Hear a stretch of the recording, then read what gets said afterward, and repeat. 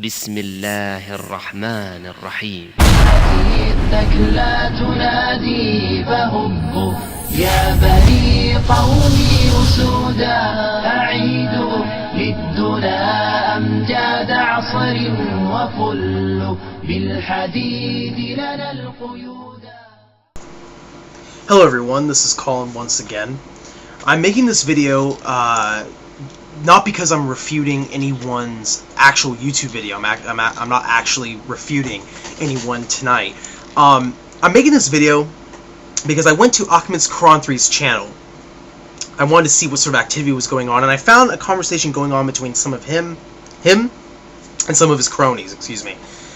And essentially what I found is that the conversation came up about the recent news, and Pat Condell made a video on this, about Wilder, the individual who made the movie Fitna, was barred from entering the UK and things like this, and how, you know, Pat Condell was all pissed off about that, and so was Ahmed's Quran 3 because he's a UK citizen, and essentially he's talking trash not only about Muslims but up against his own government.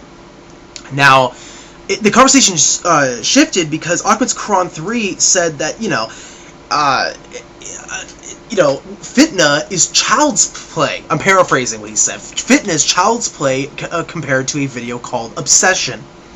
And I noticed that on the 9-hour marker, one of Ahmed's Quran 3's cronies said, I watched Obsession and it really is a strong movie. And Ahmed's Quran 3 says,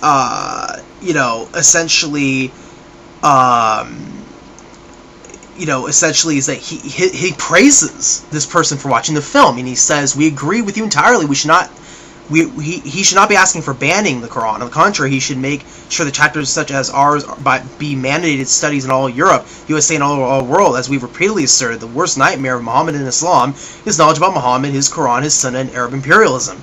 Nonetheless, he should not be banned for explaining his point of view, while radical hate-mongering Muslims are allowed all our freedoms of speech. Had he been allowed to speak, people such as yourself would have asked or pointed out such extremely important statements. Bullseye. Thank you. And so I thought, okay, so Ahmed's Quran 3 obviously loves this movie Obsession, and I realized I had never watched the film, so I watched it. And I'm not asking any of you to watch it. None of you have to. Of course, I think any Muslim out there who has an understanding of their faith will come to the conclusions that I've come to, but that is, of course, up to your choice. I'm not here to actually broadcast the film. For those of you who have told me in the past, why do you mention films that are against Islam, and why even bring them up? But I think it's important in this context to mention this video. The reason for it is because I watched it, and so I came out of it with the following ideas. I don't hate Islam after watching the film, and nor do I hate the people who made the film. And I'm sure that might have shocked some of you that I don't actually hate the people who made the film. We'll come to that in a second. If we look at the film itself, the film only has 2 people in the entire film which I disagree with on a couple levels. I'll be posting in the description section a YouTuber by the name of, he's a Muslim named Mr. Islam Answers Back, who's done a great job on refuting the claims and the person of Walid Shobat. I encourage you to watch his videos on Walid Shobat and other haters that he's exposed to show why I think Walid Shobat's kind of a joke for being in this documentary. Bridget Gabriel is another one. Bridget Gabriel, like Robert Spencer, claims to be anti-radicals, etc., but yet I've seen interviews here on YouTube where she is blatantly bashing the religion of Islam, sort of like when I refuted Robert Spencer in his book, The Politically Incorrect Guide to Islam, and that was one of the first things I pointed out, was on his website, Jihad Watch. He makes it very clear that he is against radicals and not against Muslims, and yet we see the opposite in his book, especially with titles such as Quran, the Book of War, Islam, the Religion of War, and things like this. Basically hypocritical, and they're basically hypocrites and liars as far as I see them.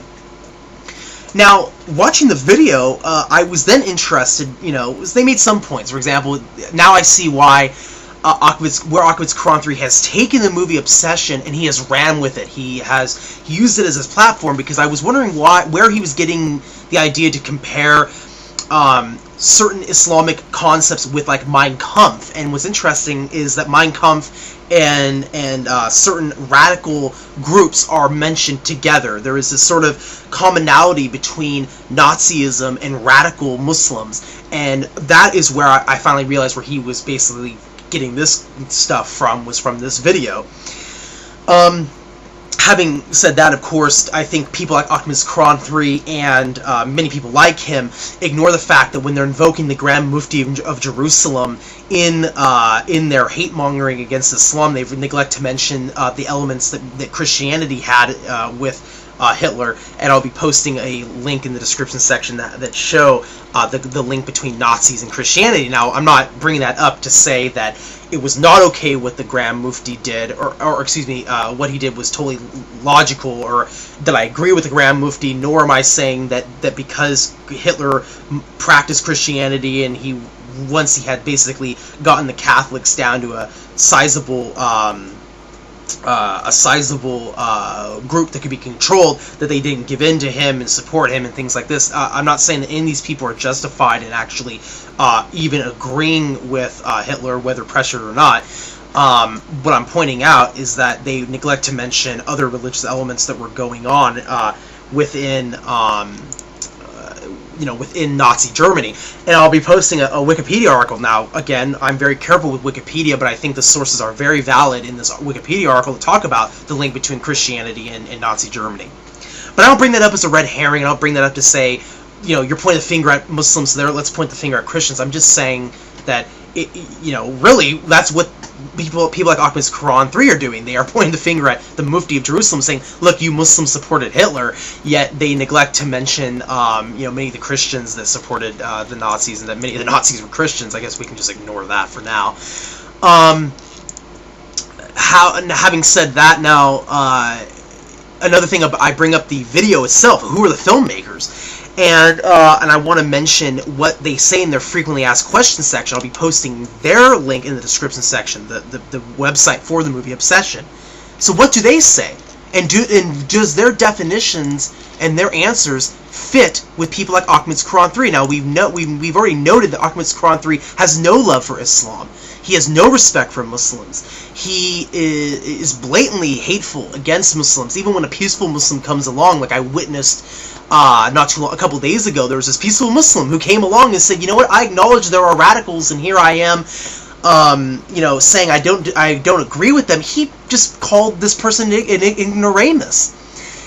So let's see what his views and his chanting of obsession, whether the filmmakers would agree with people like Ahmad's Quran 3.